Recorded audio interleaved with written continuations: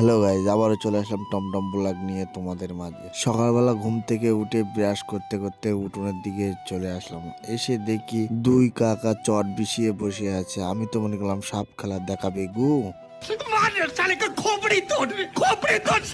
বাবা একদিন আগে ফোন করেছিল কাকাদের কাছে, ওই জন্য কাকা সকাল সকাল চলে আসলো। এসে এখানে দেখতে পাচ্ছ মাপা জুপি হচ্ছে। আসলে একটা লেপ করতে প্রায় 6 থেকে 7 কেজি তুলো লাগে, ওই জন্য এখানে মাপামাপি করছে। মাপা কমপ্লিট করে দুই কাকা একটু তুলোকে বেরিয়ে সুদা করে নিচ্ছে। কেন বলতে তুলো সবসময় শক্ত হয়ে থাকে, ওই জন্য একটু বেরিয়ে বেরিয়ে নরম করে নিচ্ছে। অবশেষে গাইজ আমাদের লেপটা প্রায় কমপ্লিট, মানে সেলাই মারলে কমপ্লিট হয়ে যাবে। দেখতেই পাচ্ছ গাইজ, এ হচ্ছে আমাদের লেপ। কাকার দোকান হচ্ছে বাদুড়িয়ায় উদয় মিষ্টির দোকানের সামনে। কাকা লেপ বালিশ কোল বালিশ খুব সুন্দর সুন্দর বানায়, আপনারা চাইলে যোগাযোগ করতে পারো।